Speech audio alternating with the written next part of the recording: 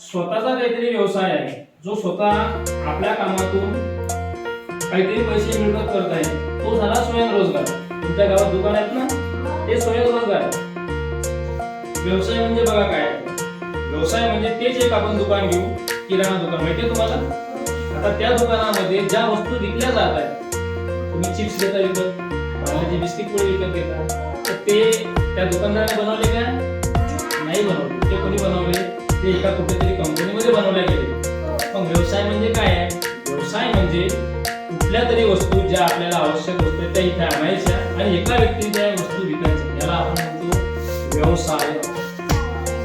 व्यापार म्हणजे व्यवसायाची थोडीशी मोठी व्याख्या, बरोबर सर? माझ्या माहितीवर आता एक दुकान होतं छोटंसं, कपड्यांचं दुकान, छोटंसं दुकान होतं कपड्यांचं. परंतु आता तुम्ही त्याच्यापेक्षा जर आपण पलीकडे गेलो, वरती जर गेलो, तर हे कपडे सुद्धा कुठेतरी बनत असेल, कुठेतरी बनत असेल ना.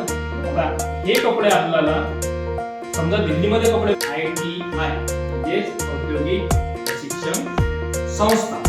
आता इथे काय होते, इथे 10वी नंतरची मुलं असतात. ती मुलं काय करतात, तुम्ही इथे बसताना बेंचवरती बसताना सांगा बघा कसा बनलाय. तर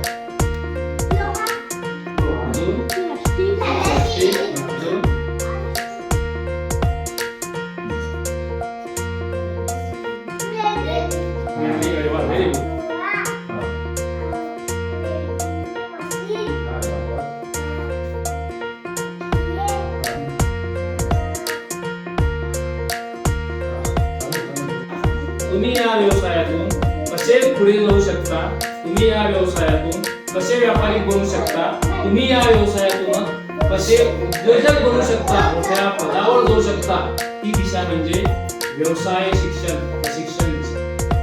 आणि याचंच नाव कनिष्ठ स्तरावरती ते म्हणजे ITI. मग त्याला कोण सुधारेल? मेकॅनिक. तर ही जी आपली दुसरी दिशा आहे ना व्यवसाय शिक्षणची, इथे तेच आहे. इथे काय आहे, याला दुरुस्त कसं करायचं हे कोण शिकवणार? व्यवसाय शिक्षण. बरोबर.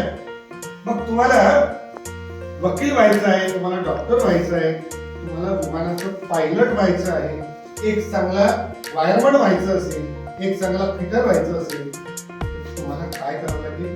त्याचं शिक्षण घ्यावं लागेल. बरोबर आहे? शिकावं लागेल की नाही? घेतली असेल त्यांच्या खिशातली काढून घ्यायची, ती बाजूला ठेवायची, त्यांना सांगायचं की सर आले होते, गाडीचं नाव सांगायचं माझं, आणि त्यांनी सांगितलं की पालकांनी तंबाखू, पुड्या, बिडी ओढतात का? बिडी समजते तुम्हाला? हा. तर असं जर काही करत असेल तर त्यांना सांगायचं हे करू नका. लक्षात